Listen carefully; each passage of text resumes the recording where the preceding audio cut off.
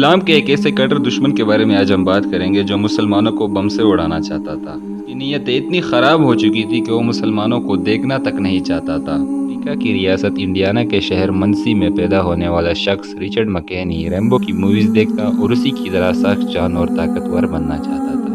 اس کے اسی عزم اور امریکہ سے والہانہ محبت نے اسے امریکی میرین کور تک پہنچا دیا اور ترقی کرتے کرتے سرجنٹ بن گئے۔ رچرڈ ایک مضبوط اور سخت جسم کا مالک تھا۔ اس نے امریکن فوج کی طرف سے کئی امریکن جنگوں میں حصہ لیا اور وہ اتنا مقبول ہوا کہ اپنی صلاحیتوں کی وجہ سے اسے امریکن سیکرٹ سروسز میں بھی شامل کیا گیا۔ تمام تر بڑی جنگوں میں حصہ لینے کی وجہ سے اس میں سخت دلی اور اسپیشلی مسلمانوں کے لیے شدید نفرت پیدا ہو چکی تھی۔ یہ نفرت اتنی بڑھ گئی تھی کہ ایک دفعہ جوتوں کی دکان میں اس نے دو پاپردہ خواتین دیکھی تو ان کی گردنیں توڑنے تک کا فیصلہ کر لیا تھا۔ اس شدید نفرت کی وجہ سے اس نے منسی میں مسلمانوں کی مسجد کو جمعے کے دن بم سے اڑانے کا فیصلہ کر لیا۔ اس کا پلان کچھ یوں تھا کہ وہ جمعے کی نماز کے وقت مسجد میں بم فٹ کر دے گا اور آرام سے اپنی گاڑی میں بیٹھ کر سینکڑوں مسلمانوں کے چیتڑے اڑتے دیکھے گا۔ لیکن قدرت کو کچھ اور ہی منظور تھا۔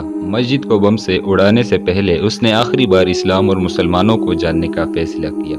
چنانچہ رچرڈ جب مسجد میں داخل ہوا تو وہاں پر ایک نمازی نے اسے خوش آمدید کیا اور کہا کہ اس کی کیا مدد کر سکتا ہے۔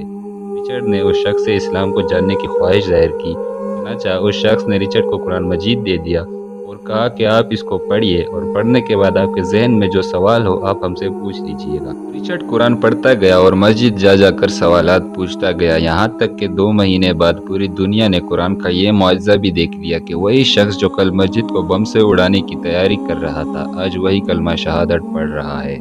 انٹرویو میں اس نے بتایا کہ قرآن مجید کی اس ایک آیت نے اس کی پوری زندگی تبدیل کر دی، جس کا مفہوم کچھ یوں ہے، جس نے ایک شخص کو قتل کیا گویا اس نے پوری انسانیت کو قتل کیا۔ آج رچرڈ دنیا کے مایوس اور شدید نفرت کے شکار لوگوں کی کونسلنگ بھی کرتا ہے اور امریکہ میں اسلام کی دعوت بھی لوگوں کو دیتا ہے۔ بلکہ صرف اتنا ہی نہیں، رچرڈ اسی مسجد کی انتظامیہ کمیٹی کا بھی 3 سال تک صدر رہا۔